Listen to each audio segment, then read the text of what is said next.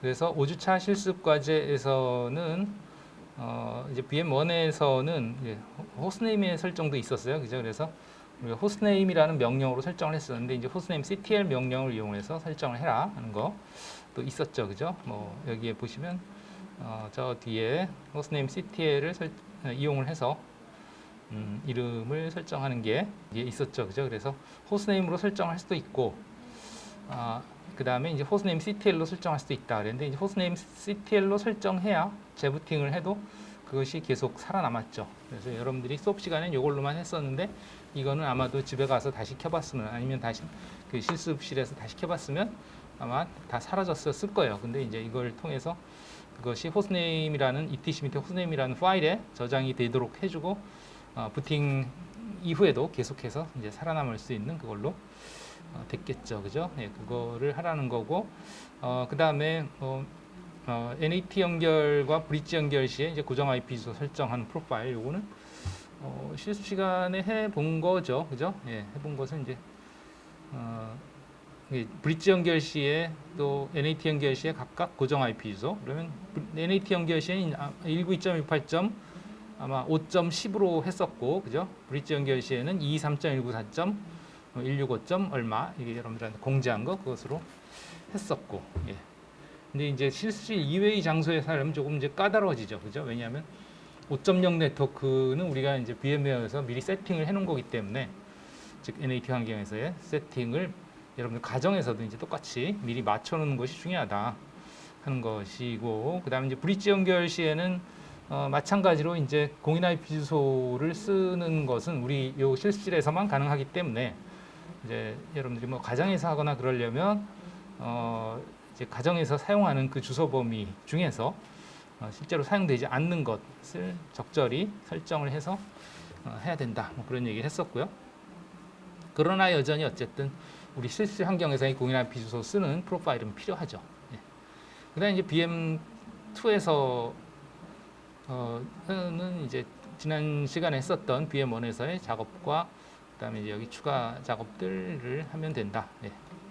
그래서 뭐 이거는 사실 그렇게 어려운 과제는 아닌데 이제 환경에 따라 조금씩 달라지기 때문에 그것이 조금 이제 뭐랄까 고려해야 될 사항들이 있는 거죠. 뭐 작업 자체는 그렇게 어려운 건 아닐 거라고 생각이 되고, 그래서 이 과정을 다 마치고 나면 아마도 BM1, BM2가 전부 이제 이 실습실 네트워크 환경에 브릿지로 연결이 되어 있고 공인 IP 주소가 할당된 그런 상황일 거예요, 지금 현재.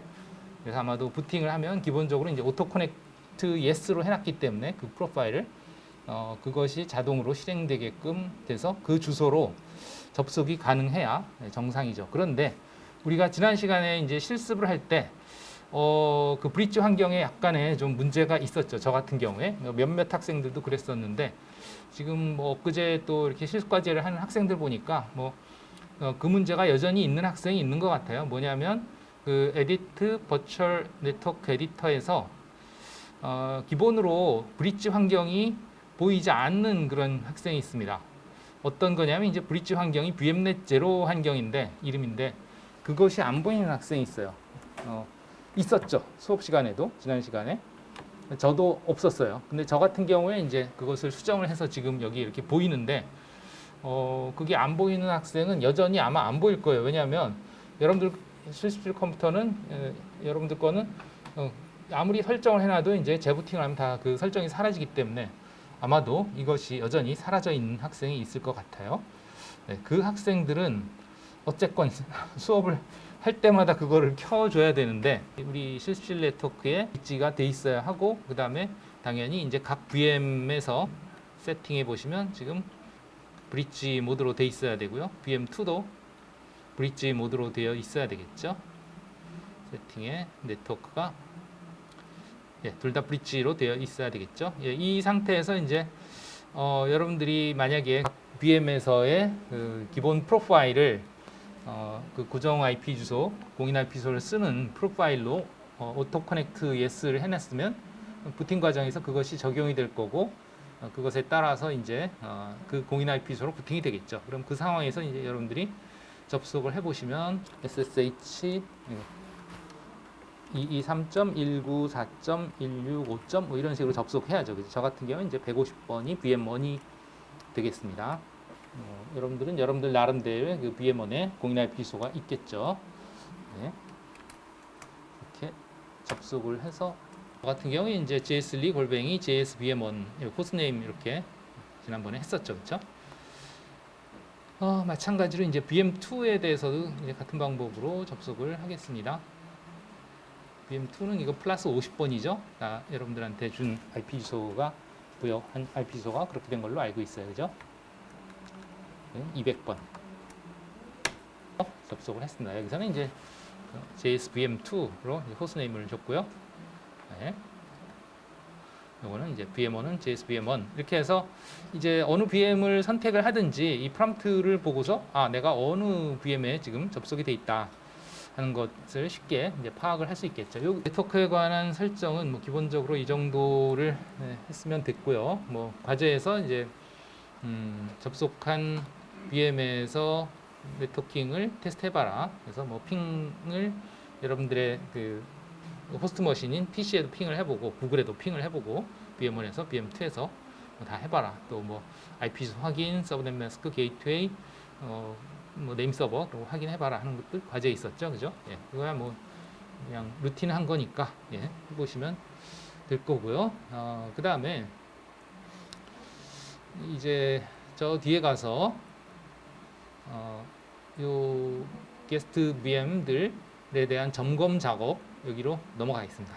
그래서 설치 결과 이제 몇 가지 점검인데 이건 이제 일상적인 관리자가 해야 될 일들 뭐 이런 것들과 비슷하다 이렇게 보시면 되겠고요.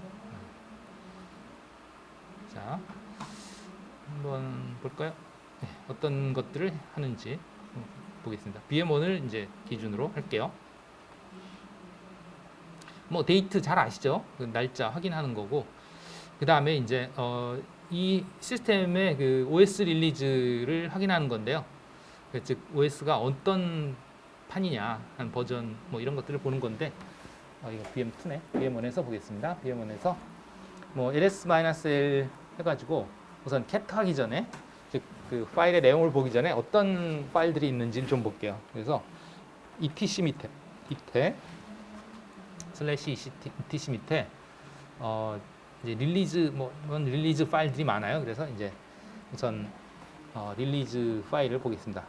별표 릴리즈 뭐 별표의 의미 아시죠? 와일드카드 캐릭터. 그래서 파일명에 이렇게 와일드카드 문자를 줬을 때는 이거는 0개 이상의 임의 문자열을 의미하죠. 그러니까 이 앞에 무슨 글자가 있든지 릴리즈로 끝나는 그런 파일에 대해서 이제 LS를 하는 거죠. 네. 봅시다. 어떤 것들이 있는지. 네. 여기 보시면은 지금 파일들이 3개가 있는 걸 알 수 있어요. 그죠? 3개.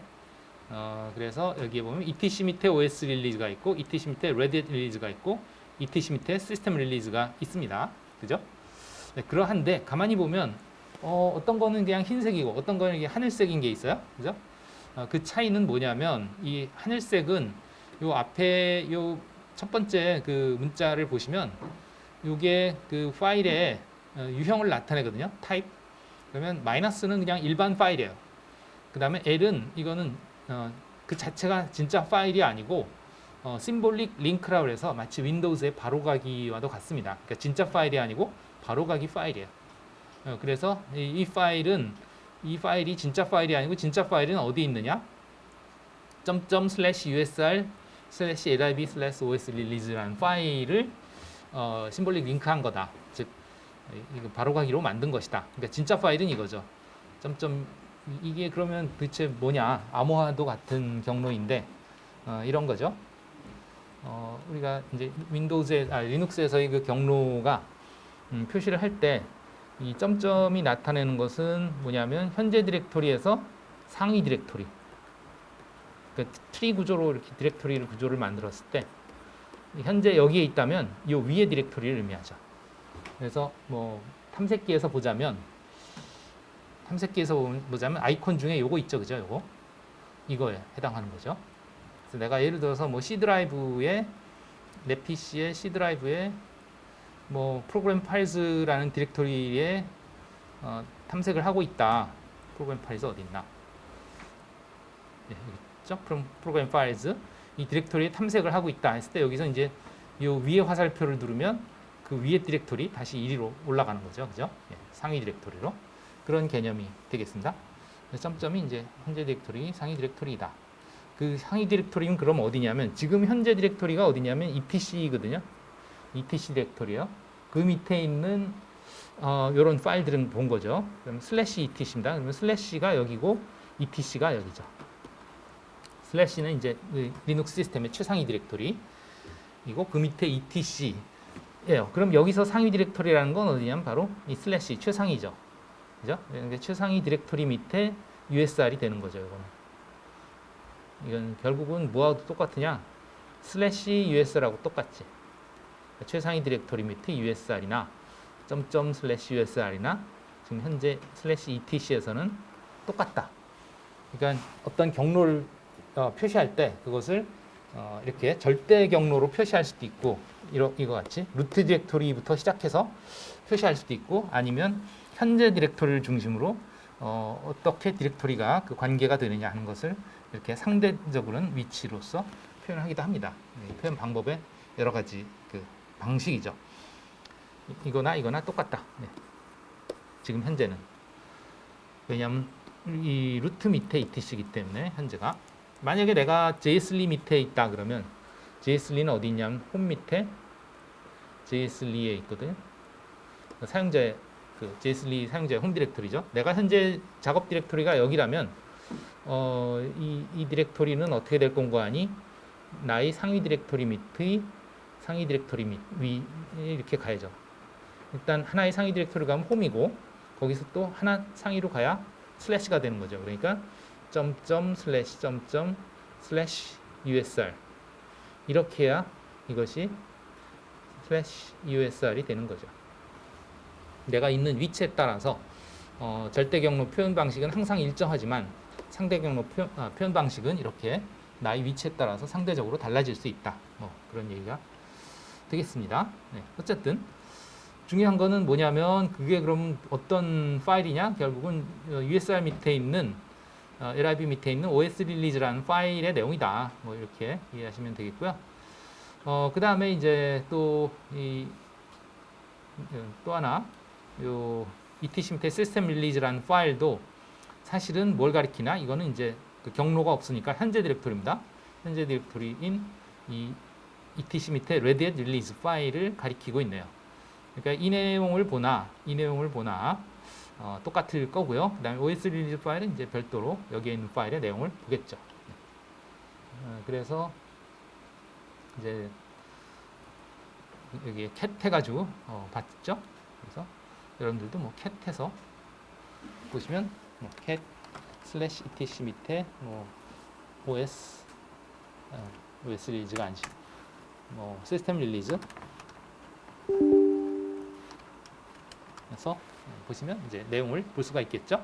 간단하게 이것은 이제 레드 엔터프라이즈 리눅스 릴리즈 9.7 버전이다. 여기 괄호 쓰고 나온 이 이름은 이 버전별로 이렇게 애칭을 붙이는데 그겁니다. 네, 그러하고요. 레드 릴리즈도 볼 수 있겠죠. 레드 릴리즈는 봤지 지금.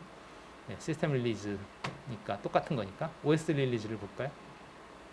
OS 릴리즈는 조금 더 복잡한 상세한 내용들을 보실 수가 있습니다. 보면 이건 방금 아까 봤던 거고 그 다음에 RHL 그 다음에 ID like Fedora 이건 Fedora 프로젝트로부터 이제 만들어진 거기 때문에 거기서부터 출발한 거죠. 그 다음에 9.7 등등등등 좀 더 구체적인 내용들을 보실 수 있다 하는 거고요. 그 다음에 이제 uname이라는 명령어를 이용해서 -a 옵션을 주면 이제 그 모든 것을 확인할 수 있는데요.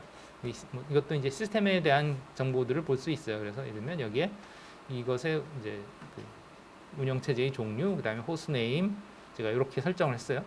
그 다음에 이제 커널 릴리즈, 그 다음에 시스템 아키텍처, 그 다음에 빌드 날짜 등등 그런 정보들을 볼 수 있습니다.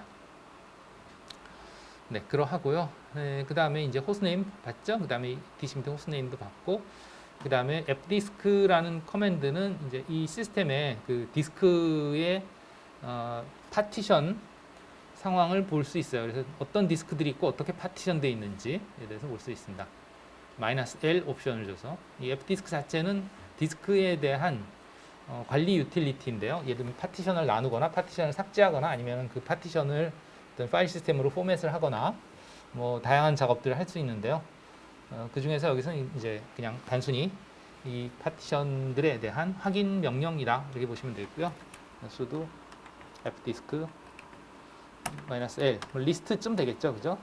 그래서 확인해 보시면 이와 같이 그 디스크 정보를 시스템에 있는 디스크 정보를 좀 더 자세하게 보실 수 있습니다.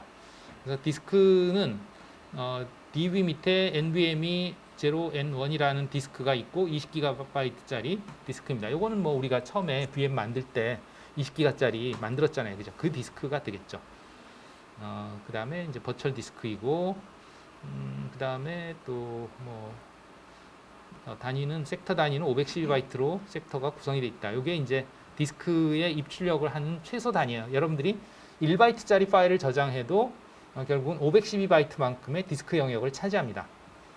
뭐 2바이트를 차지해도 그렇고 3바이트를 차지해도 3바이트짜리 파일도 그렇고 기본 용량이 512바이트가 돼요. 그거 단위로 이제 저장하기 때문에 그래서 작은 파일이 많으면 그만큼 뭐랄까 디스크의 그 공간 효율이 떨어지죠.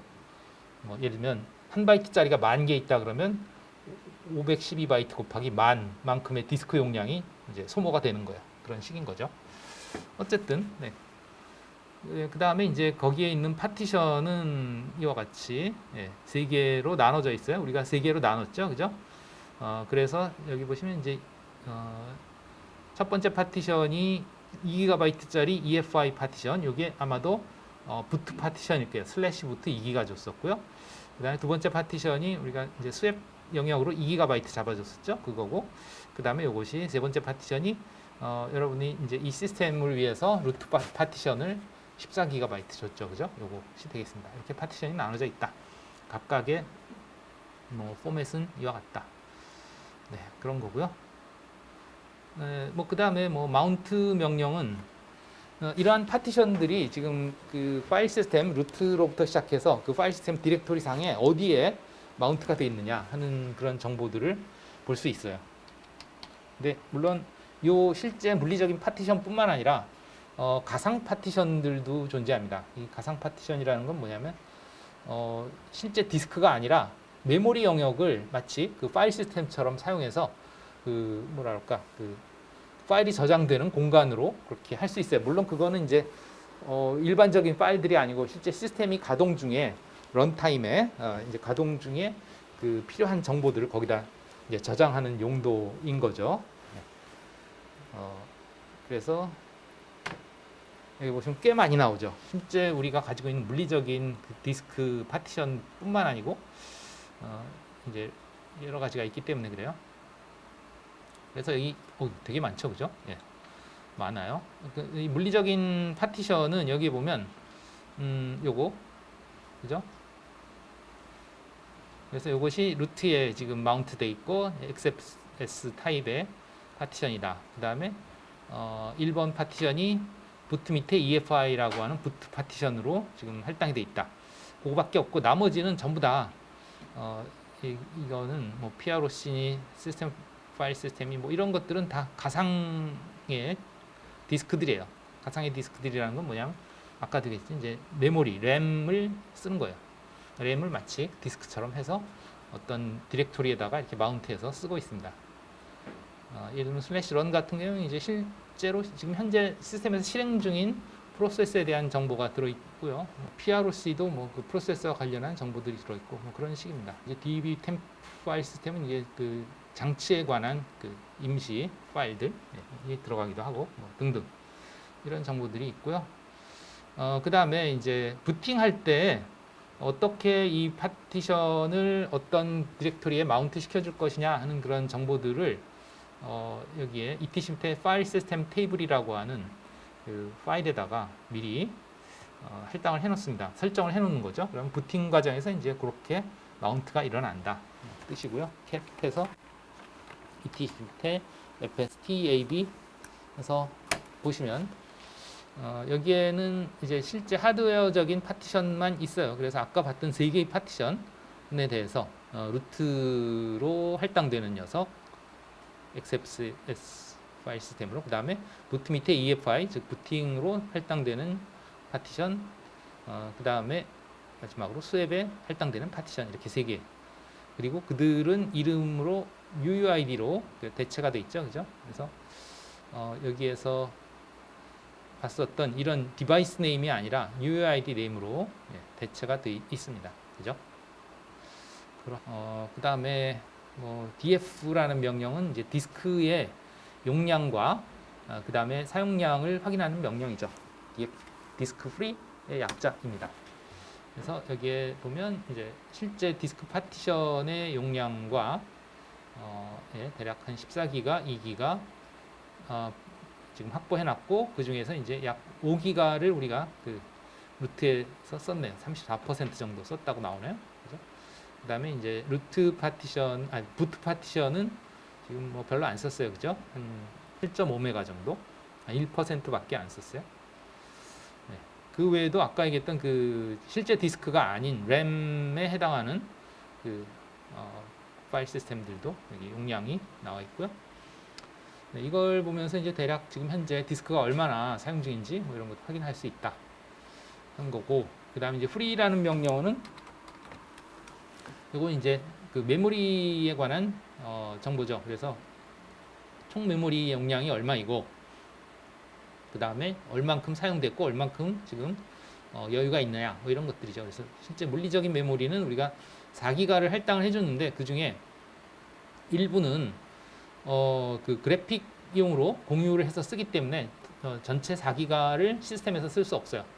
대략 한 250메가 이상을 그래픽 카드랑 공유를 하고 있고요. 남은 게 전체를 이걸로 잡아놓고 있고, 그 중에서 이제 대략 한 800메가 정도 사용이 됐다 이렇게 나오죠. 그리고 한 2.2기가 정도 프리이다. 그렇게 보시면 되겠고, 그 다음에 이 쉐어드는 이제 아까 얘기했던 그런 공유 메모리. 그 다음에 이제 버퍼 캐시는 이거는 이게 메모리를 디스크 입출력을 하거나 또는 I/O 즉 입출력 장치 입출력을 하기 위한 그런 캐시 용도로, 그러니까 데이터를 디스크에 저장하거나 또 데이터를 디스크에서 읽어올 때 바로 디스크를 입출력하는 게 아니고 그냥 이 메모리에다가 저장을 해놓은 거예요, 버퍼로서. 그럼 이제 시스템이 바쁘지 않을 때 그 버퍼에 있는 내용을 디스크에 쓴다거나 이런 식으로 처리를 하죠. 입출력 장치도 마찬가지.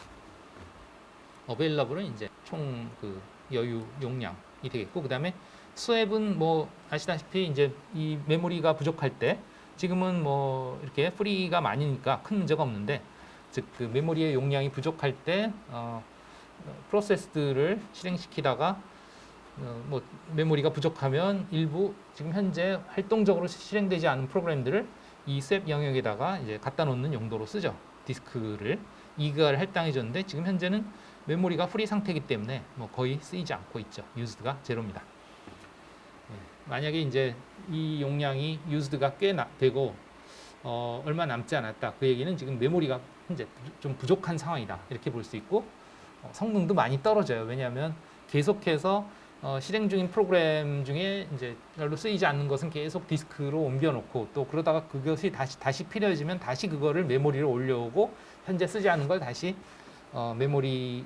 디스크에다가 이 스웩용에다가 갖다 놓고, 이런 과정이 일어나야 되거든요. 우리가 그걸 스웩 인 스웩 아웃이라고 하는데, 이 스웩 인 스웩 아웃이 결국은 메모리 상에서의 이동이 아니고 메모리와 디스크 상에서의 이동이기 때문에 메모리는 빠르지만 디스크는 매우 느리단 말이에요. 그래서 그 작업이 일어난다는 얘기는 이제 퍼포먼스가 떨어진다 이렇게 볼 수 있어요. 그래서 이 상황에서는, 즉 이 스웩이 사용되는 상황에서는 시스템이 매우 느리게 느껴집니다. 체감이. 그다음에 뭐 ifconfig는 IP 어드레스 명령하고 비슷하죠, 그죠? 예, 해봤고, 우리가 네트워크 매니저 이쪽도 해봤고, 라우트, 핑 뭐 다 해봤어요, 그죠? 대부분 해봤고, 아직 안 해본 게 이제 netStat 명령이 있는데, 이거는 좀 이따가 따로 하겠습니다. netStat 명령이 있고, 최근에는 마치 이 ifconfig 커맨드가 IP 명령으로 많이 쓴다 그랬죠, 그죠? IP 어드레스 이 명령을 많이 쓰는 것처럼, 그 다음에 route-n도 이것도 IP 라우트 명령 이런 식으로 그 어떤 좀 체계적으로 명령어들을 많이 쓴다고 그랬죠. 그죠? 이것과 이것이 전혀 다른 명령인데 이게 통합이 된 거지. 하나의 명령어로. 뒤에 그 아규먼트들만 다르고. 그것처럼 지금 네스테트도 좀 새로운 명령이 좀 생겼어요. 그래서 SS라고 하는 소켓 스테이터스 명령쯤 될 것 같아요. 그래서 SS라고 하는 명령어로 많이 요즘은 사용이 됩니다. 비슷한 그 뭐랄까 옵션들을 가지고 비슷한 기능들을 하는데 그 포맷이라든가 이런 건 조금 다른데 어쨌든 마치 그 ifconfig나 IP 어드레스 명령이 내용은 거의 비슷하고 이제 포맷이 다르고 또 라우트n이나 IP 라우트가 그렇듯이 이것도 비슷합니다. 예. 나오는 내용들은 비슷한데 이제 그 명령어가 좀 다르죠. 그 다음에 이제 fire 커맨드도 이건 이따가 해보겠습니다. 예. 그 다음에 이제 여러분들이 시스템을 안전하게 종료시킬 때는 이 커맨드를 써서 시스템을 안전하게 종료하는 것이 좋다. 물론 요즘 아마도 대부분 그냥 VM에서 대충 여기에서 이제 그 뭐 셧다운 게스트를 하거나 이렇게 하겠죠, 그죠? 그렇게 하는 것도 있지만 좀 더 안전한 방법은 이제 이렇게 시스템에서 명령어로 수행하는 것도 좋다. 하는 거고요. 이 외에 조금 더 해봐야 되는 명령들이 있어서 좀 소개를 하겠습니다. VM stat. 이거는 뭐 버추얼 머신 스테이터스라고도 얘기할 수 있는데 이 버추얼 머신이라는 게 우리 그 리눅스 이 VM웨어에서의 VM이란 뜻은 아니고요. 이거는 그냥 시스템을 얘기할 때 VM이라고 얘기를 합니다. 그러니까 VM웨어의 VM과는 혼동하지 마세요. 이 결과의 내용을 보면 여기에 이제 프로세스, 메모리, 스왑, I/O, 시스템, CPU. 프로세스라고 하는 건 이제 뭐 프로세스 정보, 그 다음에 메모리는 메모리 정보, 스왑은 스왑 정보, I/O는 입출력 정보, 시스템은 뭐 OS에 관련된 그 작업, CPU는 CPU의 뭐 부하, 뭐 이런 것들이 되겠습니다. 여기서 이제 R과 B는 이제 실행 중인 것, 그리고 백그라운드에 있는 것, 뭐 이런 것들이 되겠고, 그 다음에 이제 메모리는 아까 여기에서 봤었던 뭐 스왑 이것과 같고요. 스왑 된 것들이 얼마냐? 이 제로죠. 스왑은 없고, 그냥 프리 용량은 여기 있는 프리 용량 이것과 같고, 버퍼 용량은 뭐 여기 있는 버퍼와 같고, 버퍼 이 캐시가 이것과 같죠. 예. 그 다음에 이제 스왑 인, 스왑 아웃 이건 아까 되겠지. 이제 그 스왑으로 들어가거나 스왑으로 스왑된 것이 다시 올라오거나 그것과 관련되고요. 그러니까 스왑 아웃이 이제 그 메모리에 있다가 디스크로 나가는 거. 반대 스왑 인은 이제 들어오는 거. 그 다음에 이제 I/O는 이제 블럭인이라는 건 이제 그 블록 디바이스들에서 읽혀드려지는 거. 즉 메모리로 올라오는 거. 블록 아웃은 거꾸로 메모리에서 이제 블록 디바이스로 저장되는. 이 블록 디바이스라는 건 보통 디스크가 블록 디바이스가 되겠습니다. 그 다음에 이제 시스템은 요거는 그 OS에 관한 내용이고, OS가 이제 이것을 처리하는 것들이 뭐 예를 들면 이는 기억이 안 나고, 요거는 뭐 스왑이 일어나는 정도 이것과 비슷하다고 보시면 되겠어요. CPU는 사용자가 얼만큼 사용 중이냐, 그 OS 자체가 얼마나 사용 중이냐, 아이들이 얼마냐, 그 다음에 대기 상태에 있는 프로세스들이 얼마나 되느냐, 뭐 그런 것들인데요. 예, 지금 거의 놀고 있죠. 아이들이 99입니다. 예. 그래서 이것도 이제 SY 이것이 높으면 그 유저의 그 로드는 얼마 없는데 시스템 자체에서 로드가 많이 걸린다. 이건 유저가 로드를 많이 쓰고 있다. 그다음에 이게 웨이팅은 이거는 대기 상태인 거죠. 이거는 이제 아이들이 거의 없을 경우에는 이 대기 상태가 늘어나겠죠. 왜냐하면 바쁘니까 그만큼 처리해야 되는 프로세스들이 많이 기다리고 있다. 뭐 그런 의미가 되겠죠. 그래서 이런 것들을 보고서 이제 시스템의 부하 상태라든가 이런 것들을 확인하실 수도 있습니다. 자, 이런 거를 이렇게 명령어로 확인할 수도 있지만 처음에 로그인할 때 activate the web console with systemctl enable --now cockpit.socket 이러한 항목이 있는데, 이게 뭐냐면 이런 커맨드를 통해서 시스템에 대한 정보들을 모니터링을 할 수도 있고요. 그 다음에 이제 웹 콘솔 통해서 도 할 수 있다 하는 거예요. 콕핏이라는 건 뭐 조종 그 판넬 뭐 이런 것이죠. 그 시스템에 대한 전반적인 그 모니터링이라든가 제어를 할 수 있는 그런 패널이 되겠습니다. 웹상에서 지원을 하고요. 마치 그 모아드 비스엠은 우리가 지난 시간에 냈던 과제 중에 그 지어 환경에서 이제 뭐 네트워크에 대한 관리를 한다거나 이런 것과 비슷한, 우리는 지금 네트워크 환경 하나에 대해서만 그 웹 환경으로 관리를 하고 모니터링을 할 수 있겠지만, 여기서 이제 이런 다양한 내용들을 그렇게 할 수 있게 해주는 도구라고 보시면 되겠고, 실제로 그럼 VM1에서 한번 GUI 환경에서 이것을 이용을 해봅시다. 시스템 CTL 해서 이네이블 하기 전에 지금 현재 상태는 어떤지 보겠습니다. cockpit.socket 상태가 어떤 상태인지 보겠습니다. 여기서 시스템 CTL status라는 명령어를 써서 cockpit.socket이 어떤 상태인지 보겠습니다. 그럼 지금 현재 cockpit.socket 상태는 여기 보시다시피 disable 돼 있어요. 프리셋도 disable이에요. 그러니까 지금 사용하지 않도록 그렇게 돼 있는 거죠.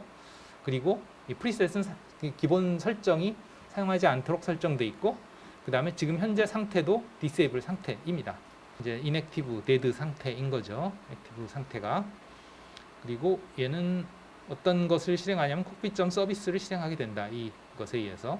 그러니까 이게 바로 실행되는 건 아니고요. 이 cockpit.socket을 실행해 놓으면 필요에 따라서 이 cockpit.service가 실행이 된다는 거예요. 언제 실행이 되냐? 여러분들이 웹브라우저로 9090 포트에 접속을 했을 때, 그때 이 서비스가 실행이 됩니다. 이제 여기에서 처음에 앞에 써있던 것처럼 이건 로그인할 때 나타나는 문구죠. 로그인 과정에서 이거는 이렇게 원격 접속할 때도 나타나고, 근데 원격 접속할 때는 이렇게 사용자 인증을 마치고 나서 이 문구가 나오고, 그 다음에 여기 콘솔에서는 지금 여기가 GUI 콘솔이지만 텍스트 콘솔인 경우, 예를 들면 여기서 Ctrl Alt F3에서 이렇게 3번 터미널로, 가상 터미널로 갈 수 있죠. 여기에 보면 여기 나와 있죠. 로그인 하기 전에 Activate the console with 어쩌고저쩌고 나오죠. 그죠? 이미 문구가 나와 있어요. 로그인도 안 했는데. 네, 이렇게 그 문구를 보여주고 있죠. 다시 Ctrl F1 해서 다시 돌아왔습니다. 그래서 일단 이 Activate를 합시다. 시스템 CTL에서 Enable.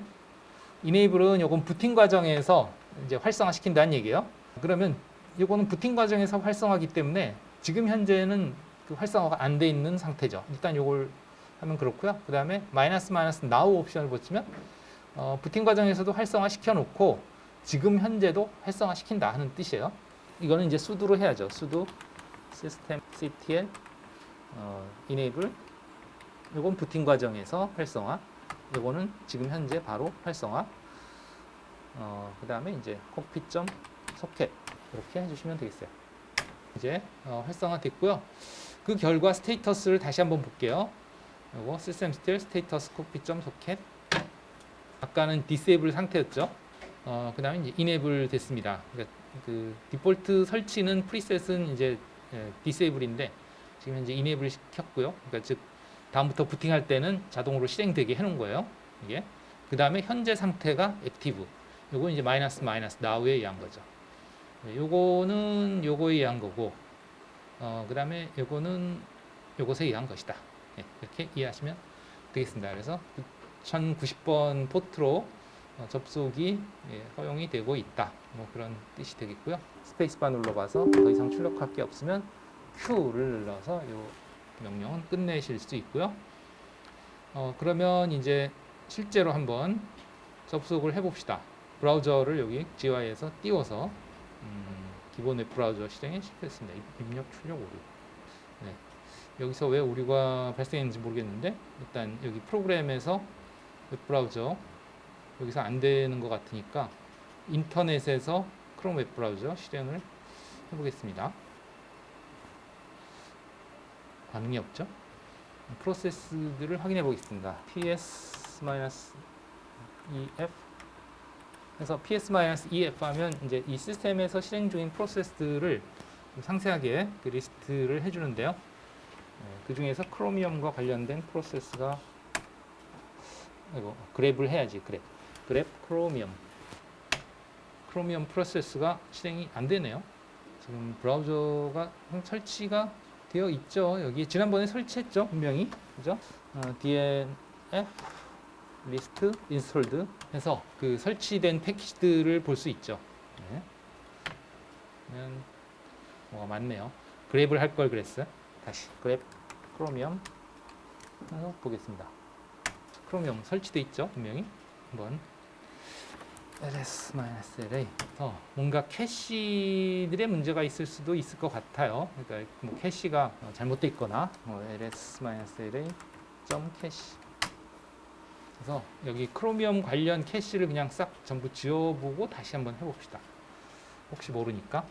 이걸 지우려면 조금 위험한 작업이긴 한데 rm-r f 하면 지웁니다. remove 하고서 -r 옵션은 이거는 그 디렉토리 이하 모든 걸 지우는 거고요. 그 다음에 이 f 옵션은 강제입니다. 강제로 지워줘요. 네, 그래서 이 크로미엄 이하의 모든 걸 지워버리겠습니다. 이것 주의하셔야 됩니다. 이 명령. 이 리눅스의 밈 중에 그게 있는데 시스템 날리는 거 간단하다 하고서 이렇게 하면 물론 지금 이 사용자는 루트가 아니기 때문에 이렇게 강제로 지울 수는 없겠지만 많은 것들이 지워져요. 사실은 이게 뭐냐면 루트 시스템을 싹 날리는 거죠. 이게 어디냐면 캐시죠. 캐시 밑에 크로미엄 밑에 있는 모든 것들을 삭제해라. 지우고 한번 다시 실행해 봅시다. 그래도 안 되네. 그 원인을 찾아보고 나중에 보도록 합시다. 셨다 합시다.